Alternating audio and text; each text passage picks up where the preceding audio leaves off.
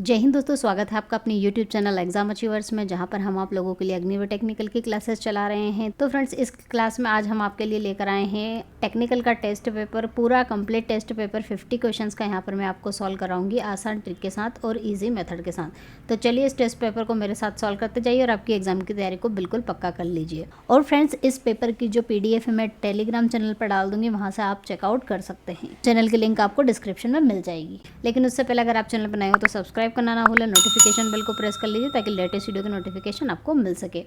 तो फ्रेंड्स, हम part first start करेंगे जो कि है सामान्य ज्ञान यानी कि जनरल नॉलेज का। यहाँ पर पहला क्वेश्चन पूछा गया है, संयुक्त राष्ट्र दिवस कब मनाया जाता है? कब मनाया जाता है? 24 अक्टूबर को।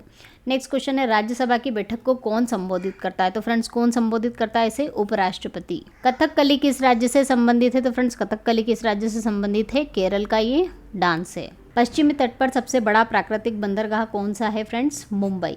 सिक्कों के अंतिम गुरु कौन थे? गुरु गोविंद सिंह। भूकंप मापने का यंत्र सभी को पता होगा, क्या होता है? सिस्मोग्राफ। नेक्स्ट क्वेश्चन है, एक्स वाई का पिता है। तो एक्स क्या है फ्रेंड्स? वाई का पिता है, लेकिन वाई एक्स का बेटा नहीं है। तो जब ये इसका पिता है और ये इसका बेटा नहीं है तो ओबियसली क्या हो सकती है? इसकी बेटी। तो इसका राइट आंसर होगा बेटी। एक व्यक्ति आयताकार क्षेत्र के चारों ओर जाने में 6 किलोमीटर चलता है। यदि आयत का क्षेत्रफल 2 किलोमीटर है तो लंबाई और चौड़ाई के बीच में अंतर ज्ञात कीजिए। तो एक जो व्यक्ति है वो एक आयताकार क्षेत्रफल है, उसके चारों ओर चलता है तो 6 किलोमीटर चलता है। उसका मतलब ये क्या है कि उसने पूरी इसका जो है सारी चारों भुजाएं कवर कर ली। तो चारों भुजाओं का सम क्या होता है फ्रेंड्स? परिमाप। अगर हमने एक भुजा ए मान ली तो दूसरी क्या होगी? बी, और इसका जो परिमाप का फॉर्मूला होता है 2a + b। तो ये कितना दिया है? 6 किलोमीटर। तो यहाँ से a + b की वैल्यू हम 3 निकाल लेंगे। उसके बाद दिया आयत का क्षेत्रफल। आयत का क्षेत्रफल होता है लंबाई गुणित चौड़ाई, जो कि कितना है? 2 दिया है। अब हमें पता है कि a + b के होल स्क्वायर का फॉर्मूला क्या होता है फ्रेंड्स? a का स्क्वायर + b का स्क्वायर + 2ab। तो यहाँ पर a + b की वैल्यू कितनी निकाली हमने? 3। उसका स्क्वायर कर देंगे, a स्क्वायर + b स्क्वायर की वैल्यू यहाँ से निकल जाएगी 2 × 2 4। ये 9 - 4 करेंगे तो हमें a + b स्क्वायर की वैल्यू कितनी मिलेगी? 5। अब हमें पता है a - b के होल स्क्वायर का फॉर्मूला क्या होता है? a का स्क्वायर + b का स्क्वायर + -2ab। ठीक है, तो यहाँ पर a - b का होल स्क्वायर हम एज इट इज़ लिख देते हैं। हमने ये फार्मूला क्यों लगाया? क्योंकि यहाँ पर इन्होंने डिफरेंस यानी कि अंतर पूछा है, इसलिए हमें माइनस चाहिए। तो माइनस के लिए हम माइनस वाले फॉर्मूला अप्लाई करेंगे। और a स्क्वायर + b स्क्वायर की वैल्यू हम निकाल चुके हैं, कितनी है? 5 - 2 × 2 4। 5 - 4 कितना हो जाएगा? 1। तो a - b की वैल्यू यहाँ पर कितनी मिलेगी हमें? 1 का अंडर रूट कितना होता है? 1 ही। तो इसकी वैल्यू हमें कितनी मिली फ्रेंड्स? 1 किलोमीटर। तो लंबाई और चौड़ाई हमने a और b मानी थी, जिसका अंतर हमें कितना मिला है? 1 किलोमीटर। निम्नलिखित श्रेणी का अगला पद ज्ञात कीजिए। तो फ्रेंड्स, यहाँ पर 4 दिया है, फिर 10, फिर 22। तो अगर हम इस श्रेणी को ध्यान से देखें तो 4 दूना अगर 8 करते हैं और इसमें 2 जोड़ देते तो 10 मिल जाता है। इसी तरह से 10 दूना 20 हो जाएगा, 2 जोड़ देंगे तो 22 मिलेगा। 22 में 2 का गुणा करेंगे तो 44 + 2 करेंगे 46 मिलेगा। इसी तरह से अगर हम 46 में 2 का मल्टीप्लाई कर देते हैं, 2 × 6 = 12, 2 × 4 = 8 और 92 + 2 कितना होगा? 94। तो इसका राइट आंसर फ्रेंड्स हमें क्या मिलेगा? 94। नेक्स्ट क्वेश्चन है, दिए गए विकल्पों में से संबंधित शब्द का चयन कीजिए। तो प्रकाश, सूर्य। प्रकाश हमें कहाँ से? सूर्य से मिलता है। तो ऊष्मा कहाँ से मिलेगी फ्रेंड्स? बिजली से, चंद्रमा से, अग्नि से, फिर तारा से। तो किससे मिलेगी फ्रेंड्स? अग्नि से। चलिए भाग 2 शुरू करते हैं, जो कि फ्रेंड्स किसका है? फिजिक्स का है, यानी कि भौतिक विज्ञान। क्वेश्चन यहाँ पर दिया गया है, बल की SI यूनिट क्या होती है? तो बल की SI यूनिट तो आपको सभी की याद होना ही चाहिए। तो इसकी कितनी होती है फ्रेंड्स? बल की न्यूटन। नेक्स्ट क्वेश्चन दिया गया है कि कोई वस्तु एक स्थिर अवस्था में रहती है। तो स्थिर में रहती है जब तक कि उस पर कोई बाह्य दबाव या बल ना डाला जाए। तो यह किसका कथन था? तो ये न्यूटन का नियम है फ्रेंड्स। और ये न्यूटन की कौन सा नियम है? पहला नियम है। तो ये किसका कथन है फ्रेंड्स? न्यूटन का। घरों में विद्युत धारा कितने वोल्ट की होती है? सभी को पता होना चाहिए, मैं बहुत बार क्वेश्चन करवा चुकी हूँ। 220 वोल्ट की। यदि 2 आवेश कणों के बीच की दूरी आधी कर दी जाए तो उनके बीच में लगने वाला जो बल है उसमें क्या परिवर्तन आएगा? तो 2 आवेशों के बीच की दूरी का जो फॉर्मूला है फ्रेंड्स वो होता है Q1 / Q2, Q1 × Q2 / R² × K। ठीक है, ये फॉर्मूला होता है। तो अगर हम F1 मान ले इसको, तो F2 की वैल्यू कितनी हो जाएगी? Q1 Q2 में कोई परिवर्तन नहीं आया, K में भी कोई परिवर्तन नहीं आया, और उनके बीच की दूरी जो R होती है उनके बीच की दूरी होती है, जो कि कितनी कर दी गई है? आधी। इसका स्क्वायर कर देंगे, ये सब कैंसिल आउट हो जाएंगे। तो हमें क्या मिलेगा यहाँ पर? R² डिवाइड में 4 और ये R²। तो ये R² से R² कैंसिल हो जाएगा। तो हमें क्या मिलेगा? F1 / F2 = 1/4। तो F2 की वैल्यू कितनी मिलेगी? ट्वाइस ऑफ F1, जो पहले वाला बल था उसकी 4 गुना। तो इसका राइट आंसर क्या होगा फ्रेंड्स? यहाँ पर चौगुना। घड़ी साज का शीशा होता है। तो फ्रेंड्स घड़ी साज मतलब जो घड़ी सुधारने वाले के पास जो इंस्ट्रूमेंट होता है, जिसे वो आँख में लगा के घड़ी के हर एक छोटे छोटे पार्ट्स को देखकर ठीक करते हैं, उसे घड़ी साज कहा जाता है। तो उसका जो शीशा बनाया जाता है फ्रेंड्स, वो किसका बनाया जाता है? तो हमें पता है फ्रेंड्स कि जो उत्तल लेंस होता है वो क्या करता है, चीज़ों को बड़ी दिखाता है। लेकिन घड़ी साज में जो शीशा उत्तल लेंस यूज़ होगा वो कौन सा वाला यूज़ होगा? समतल उत्तल लेंस। हाइग्रोमीटर से मापा जाता है। तो फ्रेंड्स हाइग्रोमीटर से क्या मापा जाता है? हवा में भाप का प्रतिशत, की कितनी भाप है हवा में। चर्म कैंसर के लिए सूर्य की किरणों का कौन सा साधक उत्तरदायी होता है? तो फ्रेंड्स उसमें क्या होती है? यूवी रेडिएशन यानी कि अल्ट्रावायलेट किरण। प्रकाश ऊर्जा को विद्युत ऊर्जा में बदलने वाले यंत्र को क्या कहते हैं? तो प्रकाश को विद्युत में बदलने का काम फ्रेंड्स किसका होता है? फोटोसेल का। गतिज ऊर्जा मालूम करने का सूत्र कौन सा होता है? तो गतिज ऊर्जा का जो फॉर्मूला था फ्रेंड्स वो क्या होता है? 1/2 mv², जहाँ पर ये द्रव्यमान होता है और ये क्या होता है? वेग। दिए हुए तापमान पर वायुमंडलीय दाब बढ़ जाने से वायु की ध्वनि में क्या परिवर्तन आता है? तो फ्रेंड्स वायुमंडलीय दाब बढ़ने से जो ध्वनि है उसमें किसी भी प्रकार का परिवर्तन नहीं होता है, दाब का कोई प्रभाव नहीं पड़ता है, इसलिए जो उसकी ध्वनि की चाल रहेगी अपरिवर्तित रहेगी। दो समान भार की वस्तुओं का वेग क्रमशः 3v और v है, तो उनकी गतिज ऊर्जाओं का अनुपात क्या होता है? अभी मैंने बताया गतिज ऊर्जा का फॉर्मूला 1/2 mv² होता है। तो मान लिया हमने k1 है, k1 के लिए इन्होंने एक v वेग बोला है, और k2 अगर हम मानते हैं तो k2 के लिए जो v ये मास है वो तो चेंज नहीं आएगा, जो वेग है वो कितना हो जाएगा? 3v का स्क्वायर हो जाएगा। ये सब कैंसिल आउट हो जाएंगे, यहाँ बचेगा v² हो जाएगा 9v², v² से v² कैंसिल हो जाएगा। तो यहाँ पर k2 की वैल्यू कितनी मिलेगी? 9k1। और इन्होंने यहाँ पर अनुपात पूछा है, तो k1 अनुपात k2 की वैल्यू कितनी मिली? 1/9। तो इसका राइट आंसर होगा ऑप्शन बी। छड़ चुंबक के मध्य में चुंबकत्व होता है। तो फ्रेंड्स ये छड़ चुंबक होती है, इसमें नॉर्थ और साउथ पोल होते हैं, 2 पोल्स होते हैं, और इसमें चुंबक की रेखाएं जो होती है इस तरह से यहाँ पर काम करती है, इधर से इधर निकलती है और इधर से इधर आ जाती है, इस तरह से इनकी डायरेक्शन होती है। तो फ्रेंड्स ये जो है जैसे जैसे इसके केंद्र की ओर जाते हैं तो ये जो रेखाएं ये बहुत कम होती जाती है, इसके समांतर हो जाती है, तो यहाँ पर बीच में आके क्या हो जाएगी? ये 0। तो इसका राइट आंसर क्या होगा? 0। चलता हुआ हथौड़ा कील को लकड़ी के भीतर घुसा देता है, यह किसका उदाहरण है? कौन सी एनर्जी होती है फ्रेंड्स इसमें? तो इसमें होगी फ्रेंड्स काइनेटिक एनर्जी, क्योंकि हमें पता है काइनेटिक एनर्जी होती है 1/2 mv², जो किसके ऊपर? द्रव्यमान और वेग के ऊपर डिपेंड करती है। तो जब कील के ऊपर हथौड़ा मारा जाता है तो हथौड़े में वजन होता है, इसलिए उसका द्रव्यमान भी ज़्यादा हो रहा है, और ज़्यादा वेग से अगर हम उस पर मारेंगे तो उस पर बल भी ज़्यादा लगेगा, उसका वेग भी ज़्यादा हो जाएगा। तो इन दोनों के प्रोपोर्शनल होगी तो उसकी काइनेटिक एनर्जी ज़्यादा हो जाएगी। तो ये किसका उदाहरण है फ्रेंड्स? काइनेटिक एनर्जी का, यानी कि गतिज ऊर्जा का। आवाज़ की तीव्रता का मापक क्या होता है? तो आवाज़ की तीव्रता को किसमें मापा जाता है फ्रेंड्स? डेसिबल यानी कि डीबी में। प्रकाश एक प्रकार की है। तो प्रकाश एक प्रकार की क्या है फ्रेंड्स? रंग है, ऊर्जा है, वस्तु है, स्रोत है। प्रकाश एक प्रकार की क्या है फ्रेंड्स? ऊर्जा होती है। चलिए फ्रेंड्स हम भाग 3 यानी कि गणित या मैथ्स का स्टार्ट कर लेते हैं। क्वेश्चन दिया गया है, एक समीकरण दे के रखी है, क्वाड्रेटिक इक्वेशन वर्ग समीकरण, जिसे आपको सॉल्व करना है। तो हमें इसके फैक्टर करना होंगे, तो ये होगा x², और यहाँ पर 42 चाहिए, तो 7 छंग 42 होता है, और 7 और 6 को जोड़ने पर हमें माइनस का 13 भी मिल जाएगा और प्लस का 42। यहाँ से हम x कॉमन ले लेंगे तो x - 7 मिलेगा, -6 कॉमन ले लेंगे x - 7, तो x की 2 वैल्यू मिलेगी 6 और 7। तो इसका राइट आंसर क्या होगा? Option B. एक एयरबस दिल्ली से मुंबई तक कितने किलोमीटर का सफ़र 2 घंटे में तय करती है? तो प्रति घंटा चाल बताओ। तो चाल कितनी होती है, कितनी दूरी उसने तय करी है और कितना समय लगा है? दूरी बटा समय, ये होता है चाल। ठीक है, तो ये हो जाएगा 2 7 × 14, 2 7 × 14, 2 1 × 2, तो कितनी आई? 771 किलोमीटर। नेक्स्ट क्वेश्चन यहाँ पर दिया गया है, 7:x = 28:48 हो तो x का मान क्या होगा? तो 7 चौक 28 होता है, और इसको डिवाइड करेंगे तो 4 1 = 4, 4 2 = 8, तो x की वैल्यू कितनी मिलेगी हमें यहाँ पर? 12। sin x plus cos x का न्यूनतम मान ज्ञात कीजिए। तो फ्रेंड sin x और cos x का न्यूनतम मान ज्ञात करने के लिए हमें सबसे पहले इसको हम मल्टीप्लाई करेंगे इसमें √2 डिवाइड बाय √2 का, क्योंकि √2 डिवाइड बाय √2 कितना? 1 हो जाता है, तो हमने इसमें मल्टीप्लाई कर दिया, √2 बाहर रखेंगे, 1/√2 sin x हो जाएगा, प्लस 1/√2 ये हो जाएगा cos x। अब यहाँ पर √2 एज इट इज़ लिखेंगे, 1/√2 किसकी वैल्यू होती है?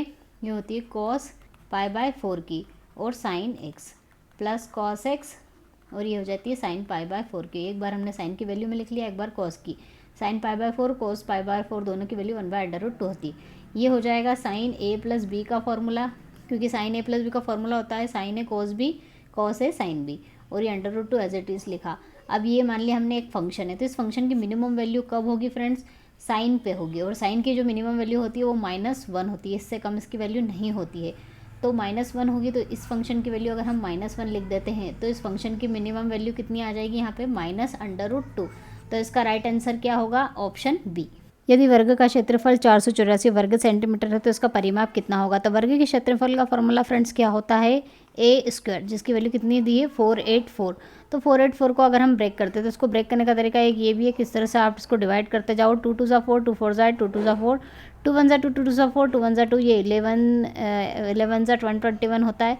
तो इसको ब्रेक हो गया है 2 इंटू 2 इंटू 11 तो यहाँ पर जो ए की वैल्यू मिलेगी वो कितनी मिलेगी 2 इंटू 11 यानी कि 11 दूना 22। तो इसका जो ए की वैल्यू आई फ्रेंड्स वो कितनी आई 22 आई। लेकिन परिमाप पूछा और परिमाप कितना होता है इसका 4 है। लेकिन यहाँ पर परिमाप पूछा और परिमाप कितना होता है 4 है। तो 4 इंटू 22 यानी कि 2 2 ज़ा 4, 4 2 ज़ा 8, 4 2 ज़ा 8। तो इसका जो परिमाप आया कितना आया 88 सेंटीमीटर।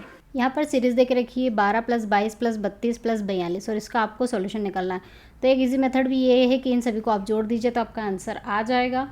लेकिन और लंबे नंबर दिए हो तब हमें क्या करना है, तो हमें चेक करना पड़ेगा ये कौन सी सीरीज़ है। तो फ्रेंड्स 22 में से 12 को माइनस करेंगे तो 10, 32 में से 22 को माइनस करेंगे तो भी 10 मिलेगा। मतलब ये क्या बन रही है, एक एपी बन रही है। और एपी में जो सम का फॉर्मूला होता है वो क्या होता है, first term plus last term into n divide by 2। N यहाँ पर के कितने नंबर है, तो कितने 4 number, 4 divide by 2, first term 12 है, लास्ट 42 है। ये हो जाएगा 2 + 2 4, 4 + 1 5, 2 2 ज़ा 4, 2 4 ज़ा 8, 2 5 ज़ा 10, 108। तो इसका जो सम आएगा 108 आएगा। लेकिन यहाँ पर ऑप्शन में नहीं दिया है, इसलिए इसका राइट आंसर क्या होगा, ऑप्शन डी। नेक्स्ट क्वेश्चन है 2000 रुपये में 2 साल मिश्रित ब्याज आपको इतना मिलता है तो ब्याज की दर क्या होगी। तो मिश्र धन आपको दिया हुआ है। मिश्र धन का फॉर्मूला होता है सिंपल इंटरेस्ट प्लस प्रिंसिपल। और यहाँ पर मिश्र धन दिया है 2226.5। सिंपल इंटरेस्ट आप क्या होता है पी यहाँ पर 2000 दे के रखा है, आर की वैल्यू पूछी और 2 साल का समय दिया है और डिवाइड बाय 100 प्लस पी यानी कि 2000। ये 0 से 0 कैंसिल हो गई। यहाँ पर ये 2000 इसमें से माइनस कर देंगे तो कितना मिलेगा 226.05। और यहाँ पर मिलेगा 2 दूनी 4 और ये 0 इंटू आर 40 गुणित आर। 40 से इसको डिवाइड करेंगे तो कितना मिलेगा, 4 से जब डिवाइड करेंगे फ्रेंड्स इसको, मैं पहले 4 से कर देती हूँ, इस तरह से करती हूँ कि 226 डिवाइड बाय 0 डिवाइड बाय 4। ये 1 डिवाइड बाय 10 को मैं अलग रखती हूँ क्योंकि मुझे 40 का इसमें डिवाइड नहीं करना, 4 का करना। 4 5 ज़ा 20, 4 6 ज़ा 24, 4 5 ज़ा 20, 4 1 ज़ा 4।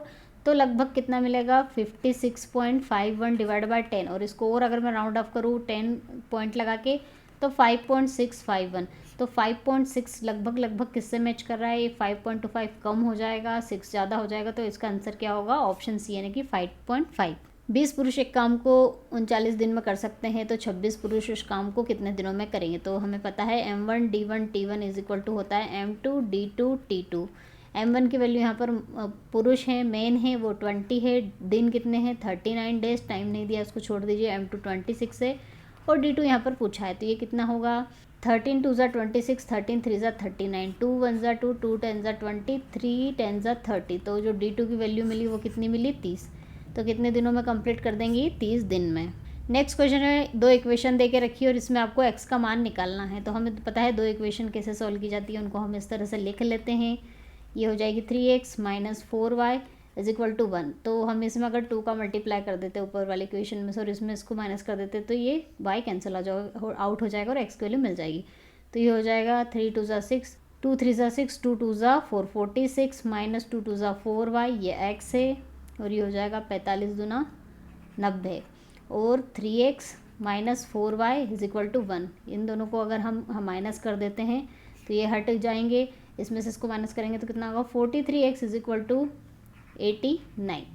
तो x की वैल्यू कितनी मिलेगी 89 डिवाइड बाय 43। और 43 से अगर हम इसको भी माइनस करते हैं तो लगभग जो x की वैल्यू मिलेगी वो हमें कितनी मिलेगी 2 पॉइंट समथिंग कुछ मिलेगा।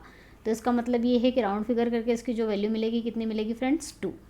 9 24 को अगर 21 से डिवाइड करेंगे तो वैल्यू कितनी होगी। तो हम डिवाइड कर लेते हैं 3 7 ज़ा 21, 3 3 ज़ा 9, 0 3 8 ज़ा 24, 7 7 7 4 ज़ा 28, 7 4 ज़ा 28। तो जो वैल्यू मिली इसकी कितनी मिली फ्रेंड्स 44। तो इसका राइट आंसर क्या होगा 44। नेक्स्ट क्वेश्चन है a square b square c square के मान 0 है तो a की पावर 6, अगर इसकी पावर 6 करें तो हमें 3 का मल्टीप्लाई करना पड़ेगा दोनों साइड। तो ये हो जाएगी a की पावर 6, b की पावर 6 और c की पावर 6। तो भी इसकी वैल्यू कितनी मिलेगी, कितनी पावर कर दीजिए 0 ही आंसर मिलेगा। नेक्स्ट क्वेश्चन है 3x - 5 + 2 इंटू 3 + 5 - 2 का मान क्या होगा। तो ये फ्रेंड्स क्वेश्चन जो सॉल्व होगा ये बोर्ड मास रूल के अकॉर्डिंग सॉल्व होगा, जिसमें सबसे पहले क्या b से ब्रैकेट सॉल्व होगा। सबसे पहले हम ब्रैकेट सॉल्व कर लेते हैं, तो इसकी वैल्यू कितनी होगी, 5 और 2 7। उसके बाद क्या सॉल्व होगा, मल्टीप्लिकेशन सॉल्व होता है, तो हम मल्टीप्लिकेशन 7 3 सा कितना होगा 21। तो इक्वेशन क्या बनेगी 3 - 21 + 5 + 2। अब इसके अकॉर्डिंग हम एडिशन यानी कि प्लस सॉल्व करेंगे, तो 21 प्लस करेंगे 5 + 2 करेंगे तो कितना होगा, ये माइनस है यहाँ पे, 21 + 5 करेंगे तो कितना होगा, इसमें से ये माइनस हो जाएगा तो कितना मिलेगा हमें 16। 16 - 2 करेंगे तो कितना मिलेगा 18, और 18 में से 3 माइनस कर देंगे तो माइनस का 15। तो इसका राइट आंसर क्या होगा फ्रेंड्स, माइनस का 15। मूलधन 500 रुपये है, 2 वर्ष का समय दिया है, 6% की दर दी और साधारण ब्याज पूछा है। तो साधारण ब्याज हमें पता है कितना होता है, P × R × T / 100। ये 0 से 0 कैंसिल हो गई, 5 6 = 30, 30 2 = 60। तो इसका कितना आंसर मिलेगा, साधारण ब्याज 60 रुपये। एक त्रिभुज का आधार 12 सेंटीमीटर ऊंचाई है, तो त्रिभुज का क्षेत्रफल क्या होगा। तो जब आधार और ऊंचाई देके रखी, त्रिभुज का क्षेत्रफल का फॉर्मूला होता है 1/2 आधार गुणित ऊंचाई, और ऊंचाई और आधार की वैल्यू हमें यहाँ पर दे के रखी, हम पुटअप कर देते हैं। 1/2 आधार कितना है 12 सेंटीमीटर, ऊंचाई 5, 2 × 12 6 × 5 = 30। तो इसकी वैल्यू कितनी मिलेगी, 30 वर्ग सेंटीमीटर। नेक्स्ट क्वेश्चन दिया है 30 लड़कों की औसत आयु 14 साल है। चलिए X1 से लेके जो X30 तक के लड़के हैं, 30 लड़के, उनका जो औसत है वो कितना 14 साल दिख रहा है। उसके बाद बोला है कि 30 लड़कों के बाद एक अध्यापक यानी कि प्रिंसिपल की आयु उसमें ऐड हो जाएगी, तो टोटल 31 हो जाएंगे। उसका औसत इन्होंने 15 दे के रखा है, तो हम यहाँ से इसका सम निकाल लेंगे। 14 × 42 420 आएगा। यहाँ से भी हम सम निकालेंगे, 15 × 15 15 × 45 और 1 46 465 आएगा। अब हम ये वैल्यू यहाँ पुटअप कर देते हैं, तो कितना होगा 420 प्लस प्रिंसिपल की आयु और 465। अब 465 में से 420 माइनस कर देंगे तो कितना आएगा 545। तो जो प्रिंसिपल है उसकी आयु कितनी मिली फ्रेंड्स हमें यहाँ पर 45 वर्ष। चलिए भाग 4 यानी कि रसायन विज्ञान यानी कि केमिस्ट्री का होगा, जिसमें क्वेश्चन पूछा है गैसों का समान आयतन, समान तापमान, समान दाब, समान कणों की संख्या को क्या दर्शाता है। तो फ्रेंड्स ये जो इक्वेशन है किसकी बनेगी, PV = nRT, समान ताप, दाब, आयतन, संख्या, कणों की संख्या और तापमान। तो ये जो इक्वेशन है फ्रेंड्स ये किसकी है, इस इक्वेशन को क्या कहा जाता है, आदर्श गैस समीकरण कहा जाता है। निम्नलिखित में से कौन सा तत्व नहीं है। तो फ्रेंड्स क्लोरीन, ऑक्सीजन, हाइड्रोजन सभी तत्व है, लेकिन CO2 क्या है, एक कंपाउंड है, इसलिए क्या है, तत्व नहीं है। समान रसाकर्षण दाब मिश्रण क्या कहलाता है। रसाकर्षण दाब यानी कि परासरण दाब समान कब होता है, जब दो जो विलयन होते हैं उनका सांद्रण समान होता है, कॉन्सेंट्रेशन सेम होता है, तो जो उनका परासरण दाब होता है वो भी समान होता है, आइसोमेटिक प्रेशर जिसे बोलते हैं वो समान होता है। तो ऐसे मिश्रण को क्या कहा जाता है फ्रेंड्स, आइसोटोनिक मिश्रण। ऑक्सीजन परमाणु भार 16 है, परमाणु संख्या भी 16 है, उसमें 8 इलेक्ट्रॉन है, तो कितने उसमें प्रोटॉन न्यूट्रॉन होंगे। तो प्रोटॉनों की संख्या फ्रेंड्स क्या होती है, इलेक्ट्रॉनों की संख्या के बराबर होती है। तो 8 इलेक्ट्रॉन है तो 8 इसमें क्या होंगे, प्रोटॉन। तो प्रोटॉन तो मिल गए। अब हमें नंबर ऑफ न्यूट्रॉन निकालना है। तो न्यूट्रॉन क्या होगा, उसके परमाणु भार में से उसके नंबर ऑफ इलेक्ट्रॉन को माइनस कर दीजिए, तो आपको मिल जाएंगे नंबर ऑफ न्यूट्रॉन्स। तो नंबर ऑफ न्यूट्रॉन भी कितने मिलेंगे, 8। तो इसमें नंबर ऑफ प्रोटॉन और नंबर ऑफ न्यूट्रॉनों की संख्या कितनी है, 8। मिनरल ऑयल क्या है। तो फ्रेंड्स मिनरल ऑयल क्या होता है, पेट्रोलियम को मिनरल ऑयल कहा जाता है। जिंक बुलेंदु का सूत्र क्या है। तो जिंक बुलेंदु किसे कहा जाता है फ्रेंड्स, जिंक सल्फेट को, ZNS। हाइड्रेटेड एल्यूमिना को एनहाइड्रेटेड एल्यूमिना में बदलने की प्रक्रिया को क्या कहा जाता है। तो इस प्रक्रिया को क्या कहा जाता है फ्रेंड्स, रोस्टिंग। हाइड्रोजन का उपयोग किस बीमारी की दवा बनाने के लिए किया जाता है। तो फ्रेंड इसका उपयोग किया जाता है कोलेरा की दवा बनाने में। एल्केन को फॉर्मूला द्वारा प्रदर्शित किया जाता है। तो एल्केन का फॉर्मूला क्या होता है फ्रेंड्स, CaH2n+2, ये होता है एल्केन का फॉर्मूला। स्टेनलेस स्टील एक धातु है, जबकि हवा क्या है। तो हवा क्या है फ्रेंड्स, ये एक मिश्रण होता है जिसमें जो अनुपात होते हैं फिक्स नहीं होते, उन्हें मिश्रण कहा जाता है। इसलिए अनुपात में किसी भी चीज़ का इसलिए हवा में किसी भी चीज़ का अनुपात फिक्स नहीं है, इसलिए क्या है, एक मिश्रण है। तो फ्रेंड्स आई होप आपको इस टेस्ट पेपर का सॉल्यूशन पसंद आया हो। पसंद आया तो लाइक कीजिए, चैनल को सब्सक्राइब कीजिए, नोटिफिकेशन बेल को प्रेस कर लीजिए ताकि लेटेस्ट वीडियो का नोटिफिकेशन मिल सके। मिलते हैं नेक्स्ट टॉपिक में नेक्स्ट वीडियो के साथ, तब तक के लिए जय हिंद, जय भारत, वंदे मातरम।